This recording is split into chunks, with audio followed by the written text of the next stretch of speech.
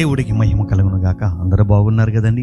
ఈరోజు దేవుడి ఒక వాగ్దానం ఈ రీతిగా ప్రకటించడానికి దేవుడు ఎంతగానో కృప చూపిస్తున్నాడు. ఈరోజు దేవుడు మనతో మాట్లాడుతున్న దేవుడి ఒక వాగ్దానాన్ని చూద్దాం. చూడండి, పరిశుద్ధ గ్రంథంలో హెబ్రీ పత్రిక 11వ అధ్యాయము 6వ వచనం. విశ్వాసము లేకుండా దేవుడికి ఇష్టడై ఉండుట అసాధ్యము. దేవుడి యొద్దకు వచ్చువాడు ఆయన ఉన్నాడనియు తను వెదుకు వారికి ఫలము దయచేయవాడనియు నమ్మవలేను కదా. దేవుడి స్తోత్రం, హల్లెలూయా. నీవు విశ్వాసము లేకుండా దేవుడికి ఇష్టడై ఉండుట అసాధ్యం అని మాట్లాడుతున్నాడు. నువ్వు దేవుడి దగ్గరకు వచ్చినప్పుడు, దేవుడి మాటలు వింటున్నప్పుడు విశ్వాసముతో అంగీకరించాలి, విశ్వాసంతో నువ్వు నమ్మాలి. ఎప్పుడైతే విశ్వాసముతో నమ్ముతావో దేవుడికి ఇష్టలుగా మీరు ఉంటారు. దేవుడికి ఇష్టలుగా ఉన్న మీ జీవితంలో దేవుడు కార్యాలు జరిగిస్తారు. ఆయన దగ్గరకు వచ్చినప్పుడు నువ్వు ఆయన దగ్గర ఫలము పొందుకుంటావని నమ్మాలి.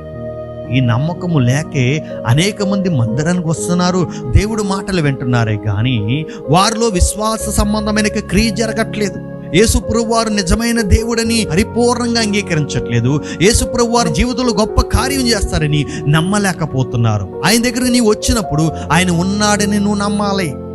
ఆయన ఉన్నాడని నువ్వు ఎప్పుడైతే నమ్ముతావో దేవుడు అద్భుతమైన కార్యాలు నీ జీవితంలో జరిగిస్తాడు. దేవుడి స్తోత్రం, హల్లెలూయా.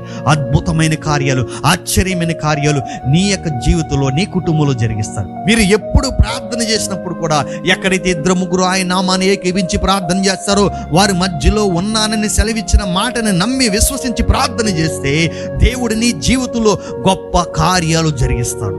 మనం ప్రార్థన చేస్తున్నాం, జవాబు పొందుకోవట్లేదు. దేవుడు మందిరానికి వస్తున్నాం, కార్యాలు పొందుకోవట్లేదు. కారణం ఏంటంటే మనలో విశ్వాసం పరిపూర్ణంగా లేకుండా ఆయన దగ్గర నుండి మనం పొందుకోలేకపోతున్నాం. విశ్వాసం లేకుండా దేవుడికి ఇష్టడై ఉండట అసాధ్యం కదా. విశ్వసించండి, దేవుడు చేయగలవాడని. నమ్మండి, దేవుడు చేయగలవాడని. నమ్మకపోతే ఏ కార్యాలని జీవితంలో జరిగించవడం. అద్భుతాలు చేసే దేవుడు యేసయ్య మనకున్నాడు, నమ్మాలి కదా. మార్తా అంటుంది, అయ్యా నువ్వు 4 రోజుల కిందట వచ్చినట్లయితే నీవు నా తమ్ముడిని బతికించేవాడువయ్యా అంటే, నమ్ముట నీ వల్ల అయితే నమ్మువారికి సమస్తము సాధ్యమమ్మా, నువ్వు నమ్మితే దేవుడు మహిమ చూస్తావు అని పలికాడు.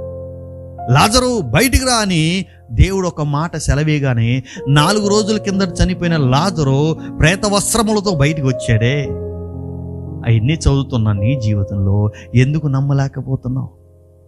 ఎన్నో మార్లు ఈ వాగ్దానాలు వింటున్నావు, ఎందుకు నమ్మలేకపోతున్నావు? విశ్వాసం లేకుండా దేవుడికి ఇష్టడై ఉండట అసాధ్యం. ఆయన దగ్గరకు వచ్చేవాడు ఆయన ఉన్నాడని నమ్మాలి.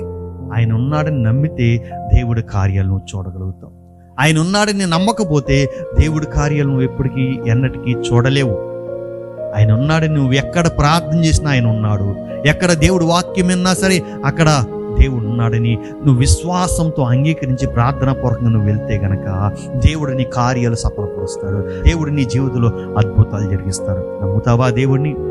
యేసయ్యను పరిపూర్ణంగా విశ్వాసంతో నమ్ముతావా? నమ్మితే గనక నాతో పాటు ప్రార్థనలో ఏకీభించు. మహాపరిశుద్ధుడ, మహోన్నతుడా, నీకే వందనాలు. నీ కృపా సహితమైన ప్రేమ ఈరోజు మాట్లాడి ఉన్నావు. విశ్వాసం లేకుండా నీకు ఇష్టడై ఉండట అసాధ్యమని సెలవిచ్చావు. ఆయన దగ్గరకు వచ్చేవారు ఆయన ఉన్నాడని నమ్మమన్నావు.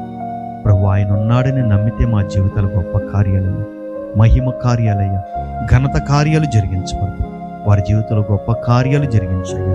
అయా తను ఏ విషయంలో వారు దేవుడి దగ్గర నుండి కార్యాలు పొందుకోవాలని ఆశపడుతున్నారు, గర్భఫల విషయంలో, ఉద్యోగాల విషయంలో, వ్యాపార విషయంలో, చేతివృత్తి విషయంలో, అయా అప్పులు తీరాలని కానీ దేని విషయంలో అయితే ప్రార్థిస్తున్నారో విశ్వాసముతో వచ్చి ప్రార్థనలో ఏకీవించినప్పుడు, ఈ వాగ్దానాన్ని నమ్మినప్పుడు వారి జీవితంలో గొప్ప కార్యాలు జరిగించబడను గాక. నీ చిత్తం నెరవేర్చినా మనం మహింపరచమని యేసు నామములో అడుచున్నాం తండ్రి, ఆమేన్. ప్రియ సహోదరులారా, వాగ్దానాన్ని నమ్మి విశ్వసించి ప్రార్థించండి. దేవుడు అద్భుత కార్యాలు మీ జీవితంలో జరిగిస్తాడు. విన్న వాగ్దానాన్ని మీ మట్టుకే కాక అనేక మందికి షేర్ చేయండి. దాని ద్వారా దేవుడికి సువార్త విస్తరించబడద్ది. ఇప్పుడు మిమ్మల్ని దీవించి ఆశీర్వదించును గాక. ఆమేన్.